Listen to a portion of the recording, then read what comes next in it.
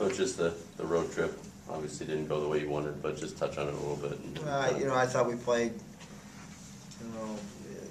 in the Milwaukee game, we gave it away. I thought we outplayed them for pretty much the whole game. Had a tough time defending their big kid inside.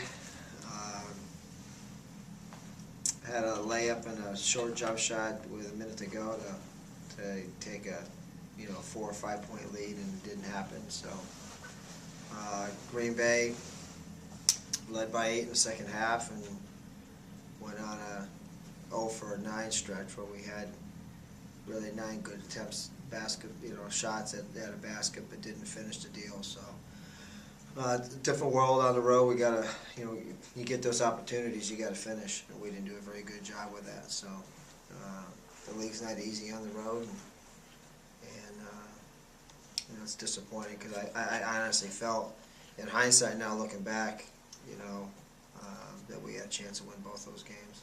Is it kind of the ups and downs of a young basketball team, or what's your take on that? Or?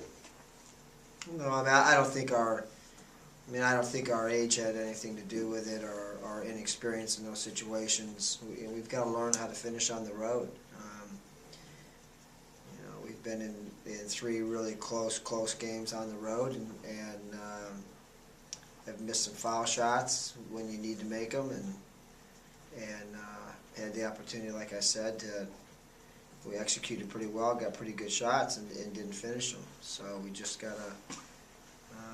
It's a marathon race. It's not a sprint, and we're going to have to keep our eye on our improvement more than anything else, because this is the toughest stretch that we're going to have all year long.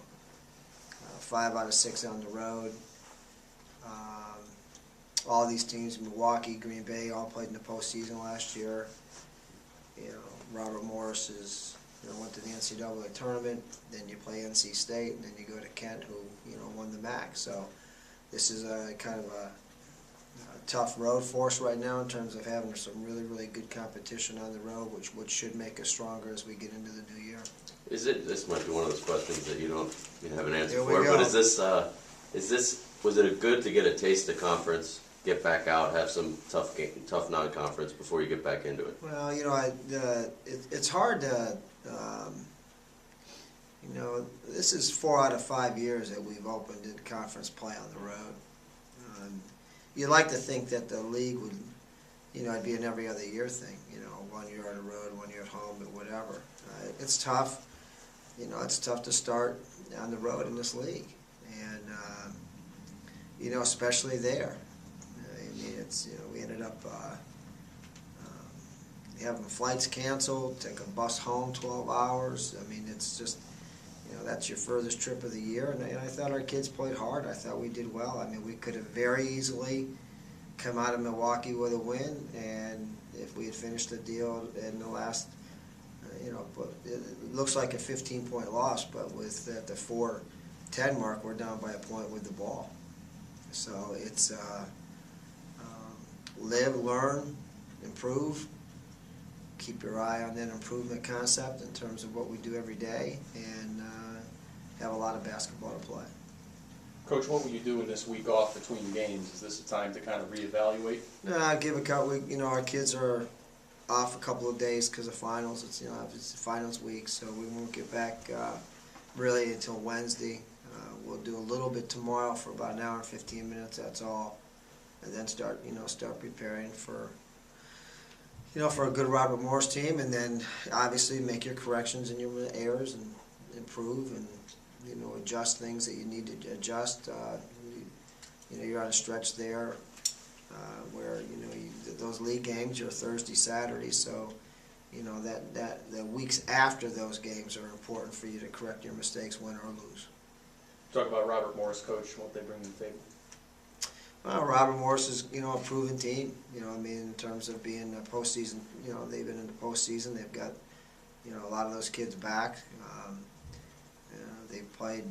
They've beaten Duquesne at home and had a chance to win every game that they've played. Could have, should have beaten Kent at Kent. Had a great game with Cleveland State. So not an easy place to play against a good basketball team. Our work's cut out. Defensively, Damien's given you a lot of block shots this year. What does it mean for the defense to have that weapon for you? You know the thing, John, with him too, he's just going to get better. I mean, here's a guy that's been out of basketball for a year. I mean, literally every day you can just see that guy just getting a little bit better all the time. His offense is starting to kind of catch up with his defense ability. To have a guy that I believe can lead this league in 2 statistical categories in block shots and rebounds, and he's got to get a little bit stronger, and that's something that's is of utmost importance. I met a tough, physical, strong kid in Hill, in the Milwaukee game, and we've got to learn to kind of adjust and play. But he's a good basketball player. He's got a good basketball IQ, and he's going to get better and better.